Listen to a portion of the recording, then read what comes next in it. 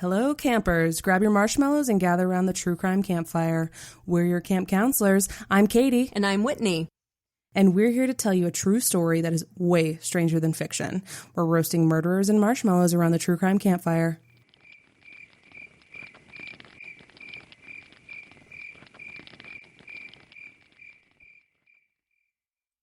Imagine trying to go about your life with the knowledge that somebody wants you dead. What would it do to you, day in and day out? Could you go for a walk without fearing that your enemy might be around the next corner?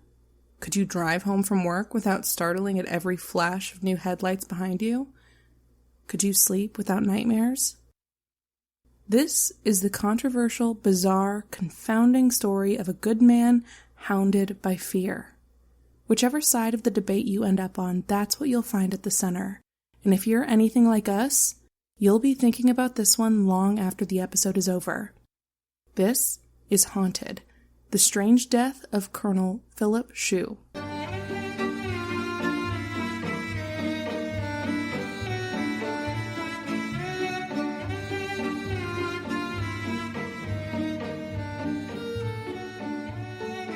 So, campers, we're in San Antonio, Texas, the morning of April 16th, 2003. Drivers on their way to work on Interstate 10 were suddenly startled to see a beige Mercury Tracer speed past them, jump onto the median, then fly back onto the road. For a few moments, it seemed like everything was okay. The car righted itself and drove along fine for a couple of miles, but then it started to weave wildly back and forth across the lanes. And a moment later, going at least 60 miles per hour, the Tracer ran off the road and crashed into a grove of trees. The car hit one tree and then spun around and hit another one, which caved in the driver's side of the car. A couple of horrified witnesses pulled over to try to help the driver, but it was clear right away that the man was beyond help. He was motionless, not breathing. When police responded, they found a bizarre scene. The dead man behind the wheel was dressed in military fatigues. It appeared that he died from horrific head injuries, the result of the crash, but those weren't his only wounds.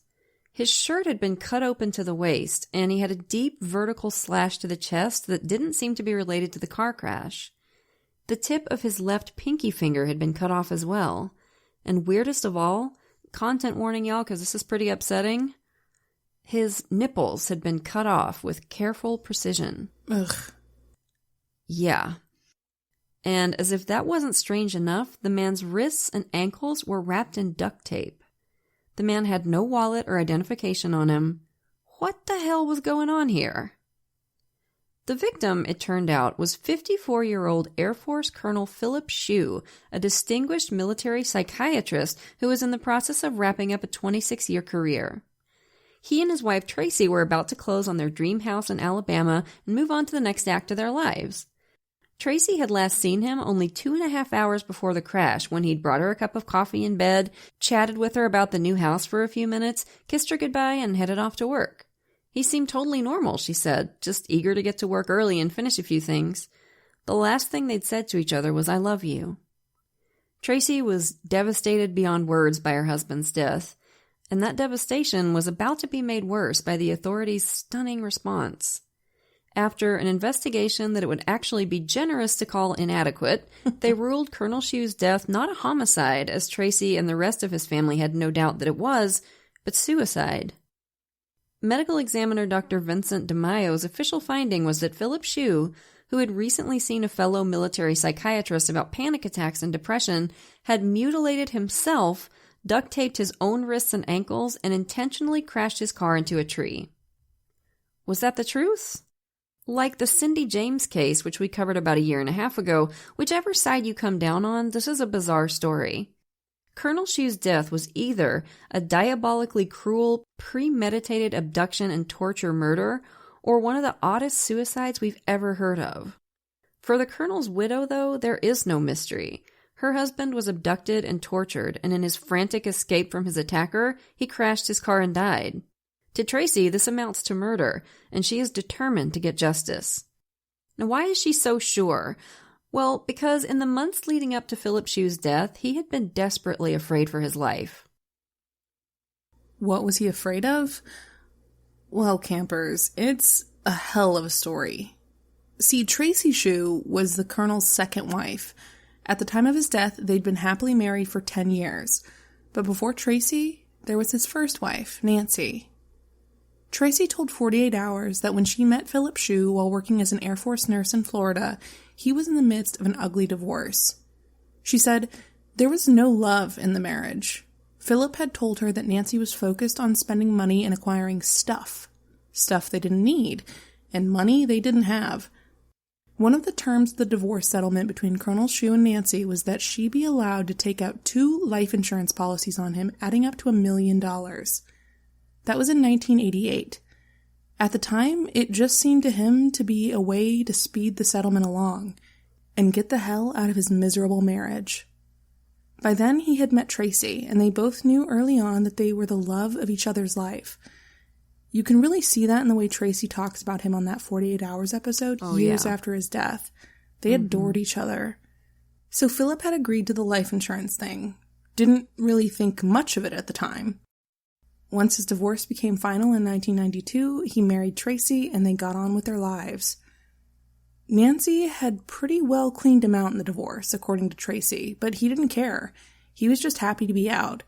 And eventually Nancy remarried too, a guy named Donald Timpson, another Air Force pilot. And everything was great for a while. They ended up transferring to Lackland Air Force Base in San Antonio, Texas, buying a new house, making new friends. Everybody liked Colonel Shue. He was an easygoing guy, somebody who made the most of his life. Tracy loved how he appreciated simple pleasures, how even when he was stationed somewhere far away, he always found ways to make her feel special. Yeah, like in 1995, while he was in Bosnia, he sent her a cute video giving her a tour of the base, and, you could just tell he loved her so much. Mm-hmm. Life was good for Phillip and Tracy. But then, in May 1999, 7 years after his divorce from Nancy was finalized, shit hit the fan. Colonel Shue received an anonymous letter. Yes, here we go again with the anonymous letters, campers. We've got a streak going, like almost every case we've had lately.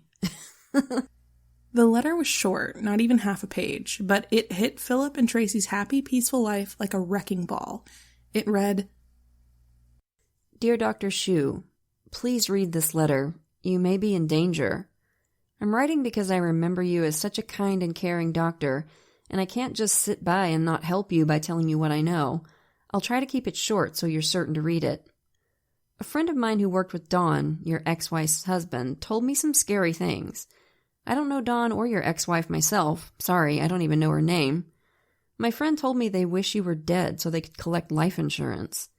I don't understand why they would have life insurance on you, but that's what my friend told me. My friend thinks they may actually be planning something. I don't know if they would actually hurt you, but please be careful. I had to write. If I didn't, I couldn't bear the thought of something bad happening to you that I could have prevented by telling you what I heard. If I hear anything more specific, I will let you know. Please, be careful. I'm sorry to worry you, but I just couldn't not write and find out later I could have stopped a bad thing from happening. And that was it. No signature, no return address, no nothing. Mm-hmm. It was typewritten, so no handwriting, and interestingly, there were several misspellings. Y-O-U-R instead of Y-O-U-R-E with an apostrophe, B-A-R-E instead of B-E-A-R for bear, and this one is odd. They spelled scary with a K. Yeah, that's weird. I don't think I've ever seen that one before, and the reason we mention the misspellings, campers, is that I have a theory about them. I could be dead wrong, but it's that weird scary with a K that got me thinking this, because it's just such a bizarre word to get wrong and such a bizarre way to get it wrong. Like, I've seen people spell it with an R-E-Y or something like that, but with a K. So I have a sneaking suspicion that the mistakes may have been put there on purpose, maybe as a bit of extra insurance to disguise the writer's identity.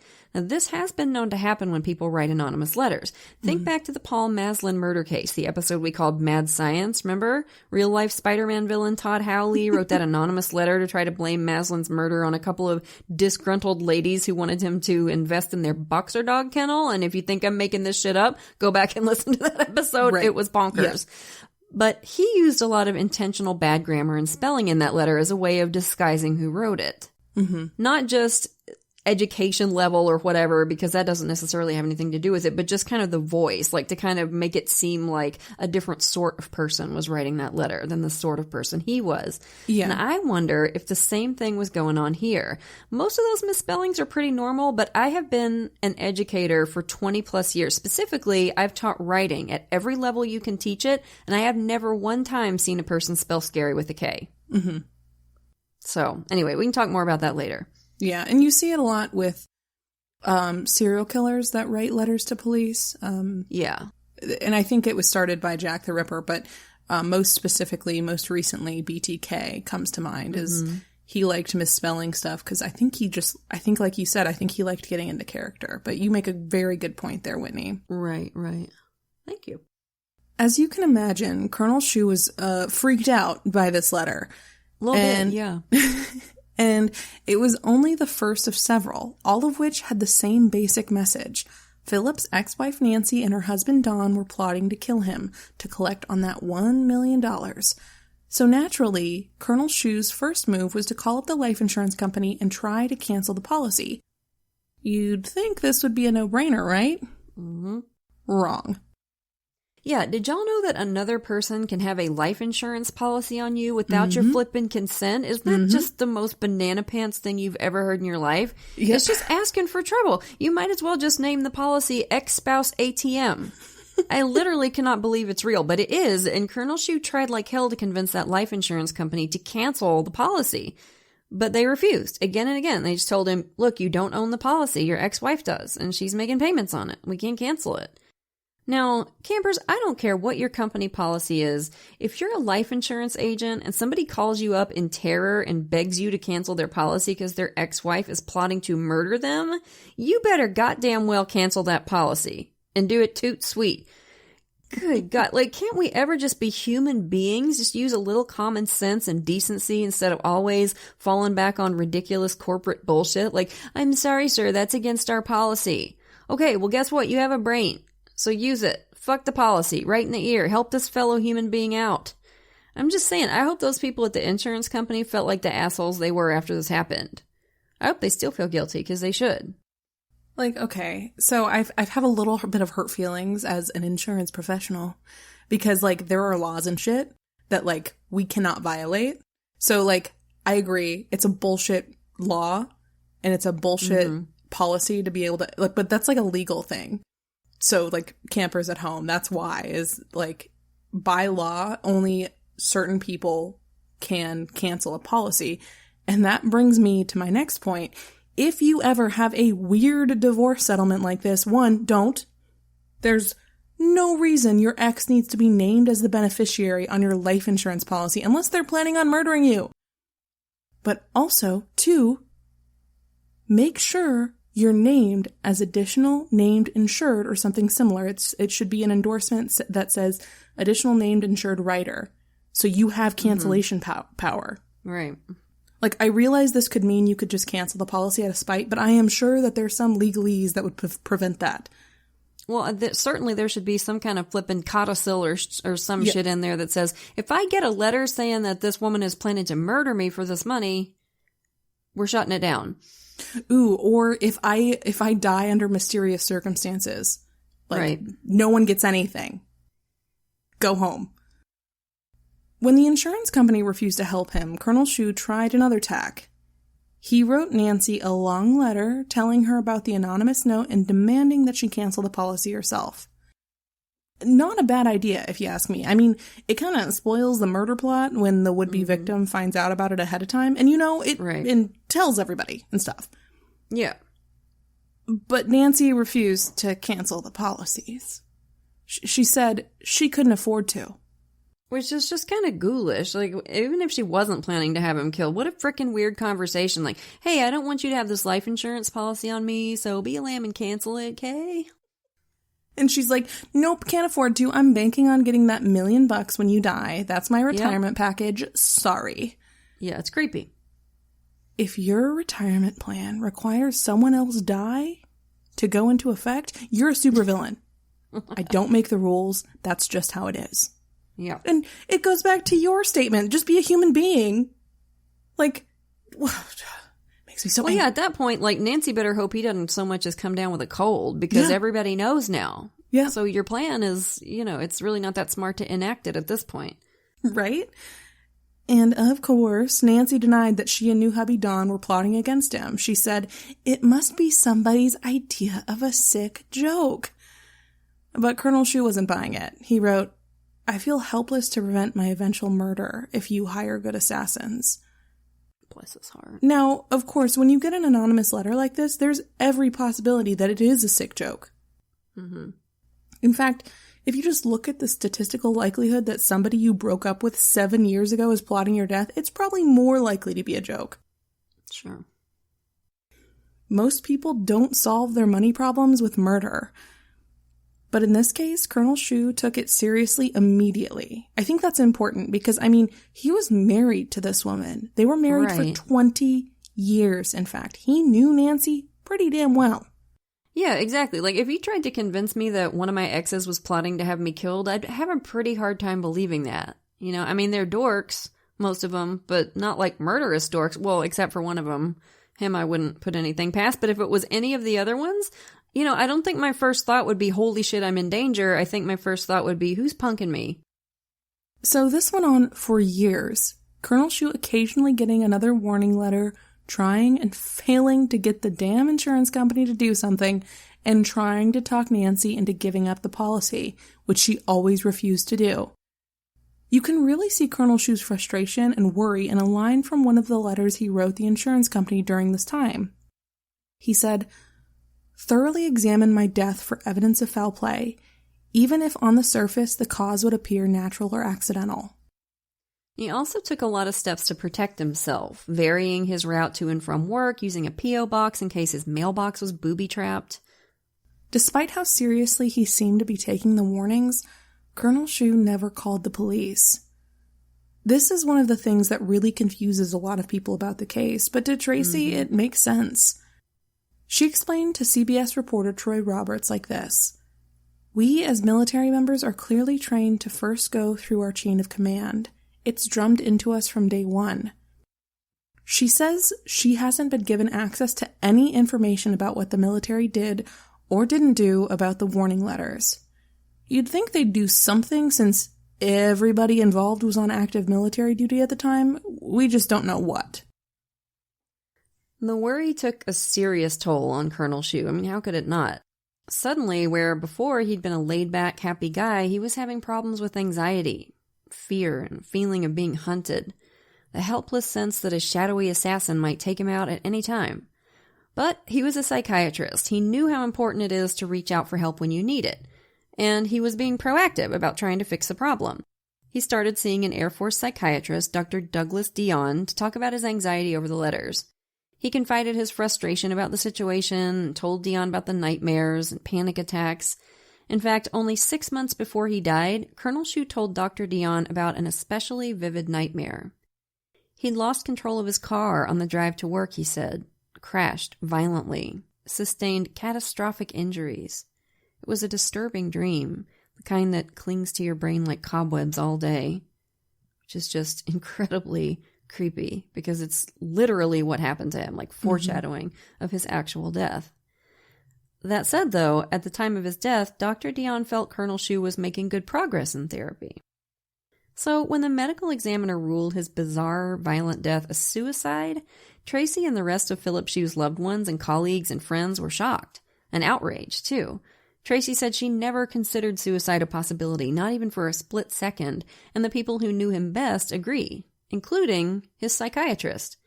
So how the hell did this happen? What led the authorities, the Bexar County and Texas State Police, a 12-person grand jury, and the U.S. military to the conclusion that Phillip Shue took his own life, and to the even more shocking conclusion that he may have staged the warning letters himself and all those injuries and everything? And might they be right? Or is Colonel Shue's case a glaring example of justice denied? So we're going to break down the case piece by piece, what we know and what we don't know, and we'll see if we can figure this out. Katie, you hanging in there, sport? Y'all know she hates unsolved cases, right? Can't stand it. She just can't stand not having a definitive answer. I have been nauseated about this all week. Yep. I specifically don't think about this case for more than 5 minutes at a time, lest I lose control and start walking circles around a yellow wallpapered room. What kills me more than there being no quote-unquote answer is when none of the pieces fit together. Like, in a lot of unsolved cases, you can kind of draw conclusions based on the evidence. That is not the fucking case here. There's no nice little Thomas Kincaid jigsaw puzzle to assemble. This is one of those impossible all-white puzzles that exist only to torment me and my ancestors. See, I like those too. Oh my god. This case is a curse that exists to punish humanity for our sins. I'll make it, though. If only for the campers and you. We appreciate your sacrifice. So, Colonel Shue left his house at 5:45 the morning of the crash. He never made it to work, and we have no idea where he was for the 2.5 hours between kissing Tracy goodbye and crashing his car into a tree. Which to me is one of the most fascinating things about it. We don't know where he was. We do know that when he crashed, he was heading in the opposite direction from work, and that he just passed the exit he'd take to get to his and Tracy's house. Now, why was he going in that direction? Why didn't he take the exit to get home? We don't know, but Tracy thinks he was probably fleeing from his abductor and trying to wait until the last possible second to get onto that exit ramp and head home. And he lost control of the car at that point and crashed, which is a definite possibility. One of the most infuriating things about this case is what a hot mess on toast the, quote, investigation was. And I put that in quotes because there really wasn't one. It was just a comedy of errors from minute one. The lead investigator at the time was a guy named Roger Anderson, and he now admits that the police screwed the pooch on this case in truly epic fashion. He told 48 Hours that the problem started when he got into it with the responding officers at the crash site. This is just infuriating. They were all milling around, not even remotely treating the site as a crime scene, not following any of the protocols you'd follow in a possible suspicious death. And when Anderson got there and saw Colonel Shue's body and realized there was mutilation and duct tape and all that kind of stuff in play, he freaked out. And he tried a couple times to, politely get the cops to follow protocol, but they weren't paying any attention to him. So finally he just yelled at him, get the hell out of my crime scene. And because apparently the responding officers were giant babies who can't handle a little reprimand without getting their undies in a twist, this was apparently enough to create bad blood between Anderson and the state cops. So that meant that Anderson didn't get the cooperation he needed, evidence was compromised, most likely some evidence was lost, and leads that should have been followed up on weren't. Just dominoes falling from that one moment of him yelling at them. Jesus fucking Christ. A man is dead, and the authorities can't put the rulers away long enough to do their fucking jobs. They might as well have started spraying the corners like cats. I know, God, it's ridiculous. So for one thing, Phillip Shue's body was transported not to the medical examiner's office, but to a local nursing home. His car, which should have been regarded at that point as a possible crime scene, was taken to a junkyard. And later it ended up in police custody, but by then they lost all semblance of chain of custody. They didn't even keep chain of custody intact with the body. So it's just ruining any chance you could possibly have of evidence gathering. Did you guys hear that? It was my blood pressure hitting the fucking roof. Roger Anderson is one of Tracy Shue's biggest allies now. He feels a lot of guilt about the way this case was mishandled. Mm-hmm. Whatever else may have been going on, at the end of the day, it was his case, and he dropped the ball. Or at least, he allowed it to be dropped. And now it keeps him up at night. Mm-hmm. A few years after the fatal crash, after a grand jury upheld the conclusion that Phillip Shue died from suicide and that his wounds were self-inflicted, the show 48 Hours hired an experienced private investigator to look into the case. His name is Joe Mora, and he has an impressive resume that includes the Madeleine McCann case. Wow. Mora is adamant that Colonel Shue did not take his own life. He told 48 Hours, "If there had been a true investigation in this case, I assure you this would never have been put down as a suicide." Okay, so let's get into it. Point counterpoint. Medical examiner Dr. DeMaio, who's firmly on the side of the suicide theory, and Tracy and her supporters, including P.I. Joe Mora and rockstar forensic scientist Dr. Cyril Wecht on the abduction/murder site. Y'all know who Dr. Wecht is? He pops up all the time in these big cases. Mm-hmm. One of his big claims to fame is that he worked on the Kennedy assassination, which is impressive. He's weighed in on everything from Anna Nicole Smith to Kurt Cobain, and he is very well respected in his field. Tracy hired him to do an independent autopsy. And Dr. DeMaio, by the way, the one who did the original autopsy, gotta say, not a fan. Mm-mm.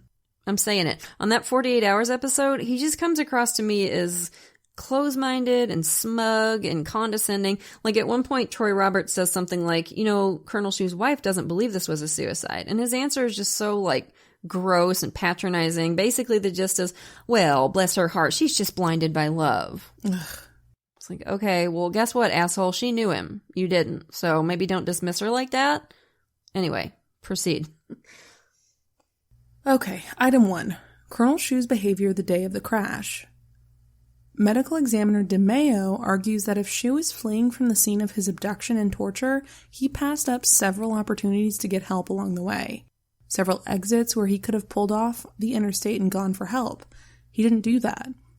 He also points out that Colonel Shue had a cell phone in the car. If he just escaped from an abductor, why didn't he use it to call the police or call Tracy? And those are fair points, though I would argue that they don't really prove anything. If I had just escaped from a torturer, I would probably be in a panic. I mean, I could see just wanting to get in your car and just drive until your adrenaline calmed down a little bit. And you could think straight. And interestingly enough, a little bit of Colonel Shue's blood was found on that cell phone. It was a flip phone, and the blood was on the inside, like where the buttons are. So maybe he tried to call and just realized he couldn't dial unless he slowed down or stopped. Maybe he was trying to call when he crashed. Maybe that's why he crashed. One thing they should have damn well done is ping that cell phone to see where Colonel Shue had been all morning, but guess what? They didn't do that. So yet another ball dropped in this sham of a non-investigation. Also, if Colonel Shue had escaped from an abductor or abductors, he might have been afraid they were following him, chasing him. In that situation, unless I knew exactly where a police station was, I might be panicky enough to just put the pedal to the metal and haul ass. Try to lose them. Absolutely. And it's not like you can concentrate enough to dial a cell phone in that situation, driving like a bat out of hell to get as far away from the torture scene as you can. Mm-hmm, absolutely. He might have been in a full-blown panic attack. And it's not like now where you can just ask Siri to make a call for you. Mm-hmm. Item 2, the chest injuries. DeMaio found traces of lidocaine, a numbing agent in Colonel Shue's system. It appeared to him that whoever cut off Shue's nipples had numbed the area first. Would a torturer do that? DeMaio didn't think so. To him, it was more likely that Colonel Shue had numbed his own chest so he wouldn't feel any pain when he made the incisions. Yeah, I'm not so sure about this. I mean, at first glance, I can see where he's coming from with that, but think about it. The torture of watching your nipples cut off would almost be worse, in my opinion, if your tormentor numbed you up first. Because, if he didn't, you'd just be screaming in pain and you might pass out. You might not experience the same level of psychological torture, like the fear and the just creepiness of having such an intimate part of your body cut into. So what I'm saying is, I think I could go either way on this point. Mm-hmm. And as Dr. Wecht points out on the 48 Hours episode about the case, there were no visible needle marks on Colonel Shue's chest. Mm-hmm. Which would seem to contradict DeMaio's theory that he gave himself an injection in each nipple. Yeah. Though he could have injected himself in the nipples themselves, we don't know because they were gone and couldn't be examined. Plus, to me, this is very significant. No syringes or empty lidocaine vials were found in the car. No scalpel either. They did find a straight razor and a blunt little Swiss Army knife. The straight razor, the kind used for shaving, didn't have blood on it. The army knife did have a little bit of the colonel's blood on it, but there was no way it was sharp enough to make the cuts on the body. Mm-hmm. And we have no way of knowing how old that blood was. It could have been from years ago, so if Colonel Shue did this to himself, where the hell did he do it? Right. And also, this is one of those little details that make you want to punch a hole in the wall, Katie. Colonel Shue apparently self-prescribed a topical solution of lidocaine 10 days before the crash. Now, at first glance, that seems pretty damning. Like, okay, he prescribed himself lidocaine, he must have done this to himself. But here's the rub. The lidocaine found in his system wasn't the same kind. So it's just infuriating. So is that detail important or is it not? Who the hell knows? We literally have no idea.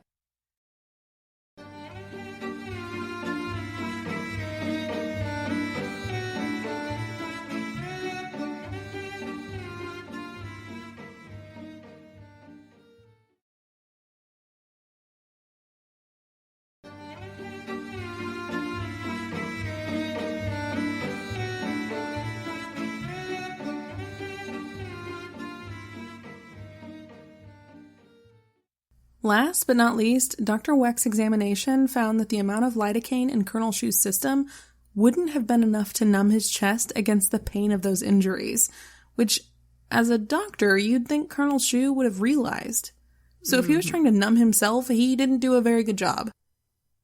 It's also important to note that the nipples were never found, nor was the severed pinky joint.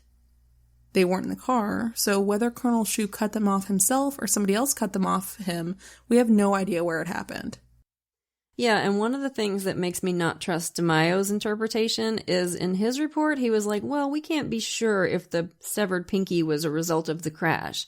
Dude, it wasn't in the car. Right. It wasn't in the car, it wasn't around the car, you didn't find it. So how do you figure it's part of the crash? You think he swallowed it? What? It's ridiculous. And another thing we can't forget is the hesitation marks. Now, DeMaio seems to put a lot of weight on those. In addition to the big gash on Colonel Shue's chest and the excised nipples, there were several little shallow sort of scratches on his chest. And DeMaio says they're consistent with hesitation marks, which are shallow cuts made by somebody who's trying to get up the nerve to make a real cut. And those are pretty common in suicide cases where there's cutting involved. Yeah, that's one possible explanation, but as Dr. Wecht points out, those shallow scratches could just as easily be evidence of torture. Somebody kind of cruelly teasing their victim, so we can't know for sure either way. God fucking damn it. I know, I'm sorry. Another issue I have with DeMaio's autopsy report, by the way, is that it doesn't include a diagram of the body. So, you usually get a body map. We don't have that. So we don't have nearly as much information about the wounds as we would like. So it just seems like a shoddy job to me. Okay, item 3, the duct tape. First glance, you'd think somebody used that to immobilize him. But here's the thing. The tape wasn't wrapped in such a way as to bind wrists and ankles together. Each individual wrist and ankle was just wrapped up in duct tape by itself. It wouldn't have been an effective way of restricting Colonel Shue's movement, as you'd think an abductor would do. Right, but on each wrist, there was some extra tape sort of hanging down with like a knotted, balled-up wad of tape at the end. So it's possible that his wrists were taped together at some point with this extra tape and he just managed to get free, or more likely that he was taped to a chair, because it would, if you tape somebody to a chair, that would make sense. So we can't be 100% sure. It would be a weird way to tape somebody, though, just to kind of wrap it around and around like that on each individual wrist and ankle, but we do know this. Colonel Shue's fingerprints were not found on the duct tape, and there also was not like a duct tape roll in the car or anything like that. It's hard to believe he could have taped himself up without leaving fingerprints. Now, this is going to piss you off. I apologize in advance, but there's contradictory information about whether there were any gloves found in the car. The report that the military put together said there was one latex glove found. Not a pair of them, though, and I think it would be really tricky to avoid leaving fingerprints on something like duct tape without wearing a glove on each hand. But in other official paperwork, like Cyril Wecht's autopsy report, for example, it says there were no gloves in the car. So, for God's sake, we have another question mark. So we don't know if there was or if there wasn't. There were some minor injuries like contusions and scratches on Colonel Shue's hands and one of his wrists, by the way. The kind of injuries you'd get if you had to escape from duct tape bindings? Maybe so. Also, there were 2 little gray hairs stuck to the duct tape, which to the best of my knowledge have never been tested. Which is infuriating. Now, he did have gray hair, but so do lots of other people. And some blood on the inside of the tape stuck to his wrist with no corresponding injury to that wrist. Also never tested. What the fuck? This is what I mean when I say there was no investigation. Yeah, no. Next, we have a very strange bit of evidence. During the autopsy, Dr. DeMaio found small remnants of what he thinks was a diaper on Colonel Shue's body. when his underwear was removed for the autopsy, there were white fibers under there consistent with the kind you found in diapers. There was also a tab, like the kind you find on the sticky part of a diaper, with a cartoon picture of a sun and moon on it. And attached to Colonel Shue's genital area was the kind of gel, like that absorbent gel that you find in a diaper. Now, the diaper itself was not there, just remnants. So what the heck was this? We don't know. We don't know whether Colonel Shue had some kind of medical issue that required him to wear adult diapers, whether this was a normal thing for him or not. Now, there are some people who wear diapers for sexual fetish reasons, and that's an interesting line of inquiry because on the 48 Hours Mystery episode, they point out that Shue's ex-wife Nancy, suspect number one, obviously, if this was an abduction and torture, was trained as a sex therapist, and apparently sort of specialized in BDSM stuff and fetishes.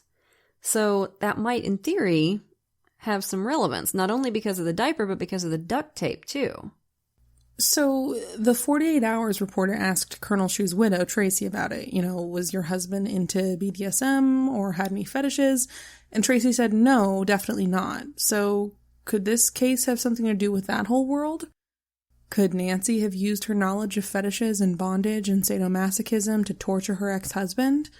Could the diaper have been a way of humiliating him? Or could it have been some kind of hookup gone horribly wrong? Yeah, interesting questions, which yet again, we have no answers to. But Tracy is very definite that Colonel Shue wasn't leading some kind of secret life. On a Web Sleuths thread in 2011, she said that there were extensive forensic searches done on all the computers he had access to, and there was nothing to suggest he was seeing a mistress or looking at BDSM porn or anything like that. And I would think if you look that deeply into people's computers, you'd find it. You'd find something. So then there's the way he died, the crash itself. DeMaio believes he intentionally drove into that cluster of trees. But if you were going to take your own life, is that really the way you'd do it? I mean, for one thing, Colonel Shue was wearing his seatbelt when he crashed. His car was equipped with an airbag. So there was certainly no guarantee that he would die in the crash. No guarantee that he wouldn't just be paralyzed or badly hurt, which I can't imagine he'd have wanted. If he wanted to die, there were lots of easier ways to do it, especially since he was a doctor and could prescribe stuff for himself. So, I have my doubts, and I would think he'd pop that seatbelt off at the very least. Of course, for the sake of argument, I guess it could have just been an accident. Like if you subscribe to the official ruling, you could argue that Colonel Shue accidentally crashed his car in the process of staging an abduction/torture/escape. But if he was calculating enough to do that, to stage an attack and dispose of all the evidence of it, like the lidocaine vial and the syringe and whatever cutting implement he used to cut off his nibbles and the tip of his pinky finger, then why would he be driving so erratically? Those two things just don't seem to jive for me. It seems more likely that he was driving in a panic, like somebody fleeing from danger. Of course, if he staged the whole thing, the erratic driving could be part of that. I thought about that, but it just, I don't know, it doesn't make a lot of sense to me that he would need to do that. Because if you think about staging and the purpose of staging, it's theater, So if that part was staging, who would be the intended audience? Like just random strangers on the road? If he actually intended to kill himself, that would make sense. But if he was just staging an attack and escape, then erratic driving on purpose just doesn't seem to make sense to me. I don't think he's the type to put other people's lives at risk like that. Like, it would be better to just drive to the police station and, burst in asking for help. That's assuming that somebody that would do all this is thinking rationally, which he wouldn't be in this situation. Yeah, that's definitely true, too. So, Dr. Cyril Wecht said in his autopsy report that Colonel Shue might have lost control of the car because of his injuries, which I think is also a fair point. I mean, he was missing part of a finger. And one more thing about the injuries. Colonel Shue died from massive head trauma from the tree hitting the driver's side door on the left. But he also had some pretty gnarly head injuries on the right side, and it's not clear how those injuries happened. Now, we're not saying it couldn't be related to the crash, but apparently that's one of the muddy areas. So there's no way to say for sure, which is one of the many reasons why, after conducting the second autopsy, Dr. Cyril Wecht said that the manner of death should never have been ruled suicide. It should have been, at minimum, undetermined. And Dr. Wecht's personal opinion is that Dr. Shue was tortured. But of course, people have been known to take their own lives in bizarre ways. Former FBI profiler Roy Hazelwood is something of an expert in this. In his fascinating book, The Evil That Men Do, he writes about one guy who ended his own life by stabbing himself repeatedly in the face and neck with a ballpoint pen. And there's a picture in the book, which you should be aware if you're going to read it, because I was like, blah, when I said it's really gnarly. Point is, it's not outside the realm of possibility that someone, in the midst of a serious mental health crisis or psychotic break maybe, could cut off his own nipples, gash himself in the chest, and crash his car into a tree. On a Reddit post about this case, somebody pointed out a case, which I looked up, it's real, where a guy cut off his own hand before taking his own life. People do bizarre stuff. Wow. Oh my God. And people have also been known to stage their own suicides to look like murders or abductions. There was an episode of the old Unsolved Mysteries with a case like that, and I wish I could remember the woman's name, but I can't. But I remember her case. She'd been taking out Lonely Hearts ads in the newspapers, was decades and decades before online dating, and answering other people's Lonely Hearts ads. So she'd been meeting up with men for dates here and there, and her family knew this. Yeah, and one night she got dressed up, kissed her kids goodnight, and supposedly went out to meet a new guy from a personal ad for dinner. When she didn't come home, her family called the police, and they quickly found her car in the parking lot of the place where she was supposed to have met her blind date. The driver's side door was open, and there were signs of struggle, some stuff from her purse strewn across the ground near her car. She hadn't told anybody the name of the man she was supposed to be meeting, so the police had exactly 0 leads. For years, her family assumed she'd been abducted and probably murdered.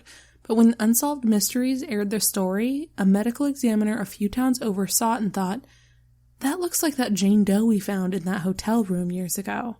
God. And lo and behold, it was. This poor woman who had suffered from depression for years had staged an abduction, then taken a taxi to a hotel a few towns over and killed herself. Oh, man. She made sure not to have any ID on her when she did it. I can only assume she did it this way because she thought it would be easier for her family to think that she'd been abducted and murdered than to realize she'd taken her own life. It's really, really sad. Yeah, I can't even imagine the depths of desperation and just pain it would take to do something like that, bless her heart. So my point is, this stuff does happen. Sure. Now, did it happen here? We don't know. Tracy's account of Colonel Shue's behavior on the morning of the crash is worth looking at. According to her, he was acting totally normally. Life was going great for him at this point. They were about to retire from their military careers and move to a new state. They'd just bought their dream house. Tracy says that despite his worry over the warning letters, he was excited about their plans. And he brought her a cup of coffee that morning. They sat and chatted about their new house. He kissed her goodbye, told her he was off to work. Is it reasonable to think he could get from that mental state to the state you'd have to be in to cut off parts of your own body and then crash your car into a tree in 2.5 hours? I mean, it's possible, but is it likely? Yeah, I don't know. It doesn't seem likely to me. I mean, I have a hard time imagining that Tracy wouldn't have sensed something was wrong at the very least. And honestly, I'd expect him to be acting weird, like unable to, if you're in a place that dark, like, Are you really able to hide it that convincingly? I just don't know. It's true that suicidal people often seem to cheer up before they take their own lives. They've made their decision and they're feeling better because of that. But if Colonel Shue did this all to himself, doesn't that go beyond suicidal? Yeah, it's a tough question, and I should say now, I actually don't have a real firm opinion one way or another with this case. Before I started working on this episode, I was leaning really heavily toward the abduction and torture angle, but after digging into some of the paperwork on the case, like the military's psychological autopsy, for example, I'm a little bit less sure of that. Now, I should preface this by saying that Tracy, Colonel Shue's widow, disputes a great deal of this, and it's based on interviews with various people from Shue's life, but the two forensic psychiatrists who put together this report never treated Colonel Shue. They didn't know him. And that's important because however much research you may do, if you've never met a guy, never knew a guy, never treated a guy in particular, can you really make definitive judgments about his psychological state? Judgments that should carry more weight than the ones of his widow and his actual psychiatrist, who have both said he wasn't suicidal or experienced any severe mental health issues at the time of his death. I think that's a question worth asking, and it should be noted that Tracy is actually a psych nurse as well. Mm-hmm. So she's somebody who is also a medical professional in this field. That being said, families and friends of suicidal people don't always think or know if their loved one is suicidal. It's part of the disease to hide it and make yourself feel like less of a burden to your loved ones. This is true. But anywho, for the sake of even-handedness, here are some of the things that emerged in that psychological autopsy. In the early 70s, Colonel Shue was working as a navigator for the Air Force. In January of 73, he was stationed in Okinawa, Japan, and one night he showed up at the infirmary. He said an intruder had, quote, accosted him in his room, hit him on the head, and knocked him out. He was unconscious for about 5 minutes. Later that same year, he started having occasional bouts of syncope. That's when you just suddenly lose consciousness. And those were accompanied by bladder incontinence. So that might actually explain the diaper if he was still having problems with that or if he had anxiety about it. Mm-hmm. So they tested him for a seizure disorder, but he didn't have one. Some of his doctors thought the fainting spells might be anxiety related, but he wasn't diagnosed with any specific psychiatric issues at the time. And then later on, he was diagnosed with Meniere's disease, which is an inner ear thing that causes vertigo and tinnitus. So it put the kibosh on his ability to fly, which is really sad. So from then on, he worked as an Air Force doctor instead, counseling the troops, conducting hostage negotiations, etc. In 1978, Shue told some of his family and friends that somebody shot at him from a car as he was driving home from work. That's all I know to tell you. It doesn't sound like any evidence was found of this or any investigation conducted. Yeah, and the reason why I mentioned those two things of, being accosted in his room at the barracks and then saying somebody shot at him, I mean, maybe those things happened. Maybe they absolutely did. But, I've never known anybody who's had, multiple things like that happen to them. So it does make you wonder if maybe he did have occasional bouts of, irrational paranoia or whatever. So I don't know that. It's just, I suspect that's why they included those incidents, because there's a question mark about that. In 99, which is the same year he got the first warning letter about his ex-wife Nancy plotting to kill him, he was working on a master's program. And one day in July, which was a few months after he received that first scary letter, he was in the library doing some work on his thesis, and he got up to use the bathroom, and when he came back to his desk, his laptop was gone.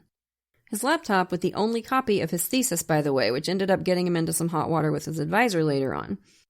He filed a police report about the stolen laptop, and then later that same month, he went to his car and found it sitting on the hood.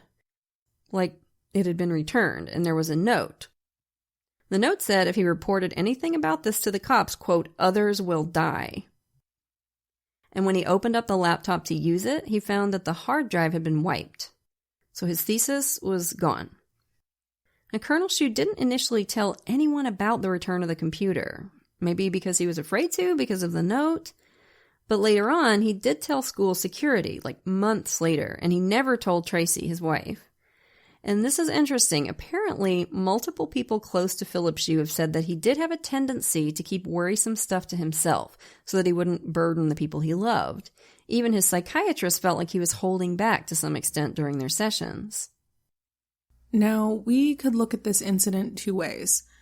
One, this is a bizarre story, kind of hard to swallow. Mm-hmm. And it could be evidence that Colonel Shue was starting to suffer from some mental health issues. He could have imagined it or made it up. Shue had mentioned to his psychiatrist that sometimes he felt like his anxiety verged on paranoia. But of course, it could also suggest that somebody was actually messing with the guy.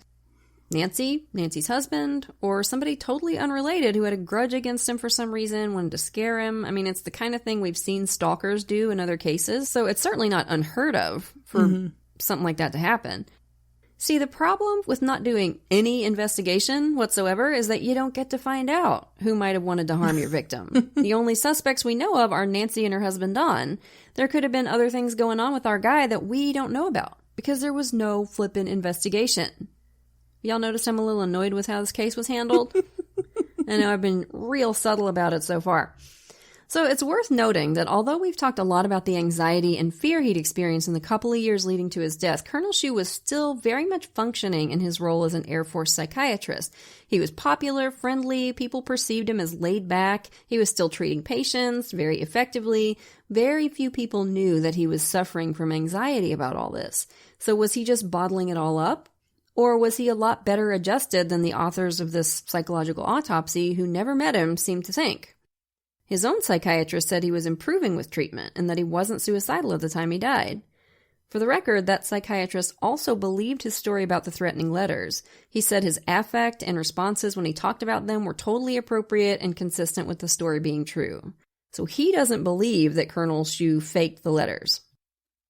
Tracy says he was excited about their plans to move into their new house and excited about life in general. He was making plans, looking forward to the future, not contemplating ending his life. The day before he died, he kept a doctor's appointment, not a psychiatrist, and got a good report on his health. He renewed one of his prescriptions. He picked up a lawnmower at a repair shop. He dropped off a payment on the new house. When he kissed Tracy goodbye, he said, "See you later."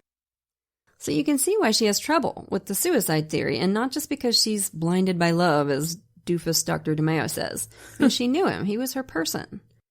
I do sometimes come back to her comment about him hiding upsetting stuff from her, though. I mean, if he was in severe distress, would he have told her? Or would he have just thought, I can handle this myself, I don't want to worry her, and then maybe he suddenly couldn't anymore and broke? I don't know. Nancy Shue's lawyer believes that Colonel Shue faked the warning letters and the attack to frame Nancy and her husband. If you think back to our Cindy James episode, one of our theories was that Cindy may have initially suffered some real harassment, and when the police didn't take it seriously enough, she faked a few incidents to get their attention. Mm-hmm. Maybe Colonel Shue was trying something similar. Maybe he was genuinely worried that Nancy and her husband were plotting to kill him, either because they were, and the warning letter was real, or because he was suffering from some paranoid ideation. Maybe he staged the attack on himself to get the insurance companies to take him seriously and cancel the policies.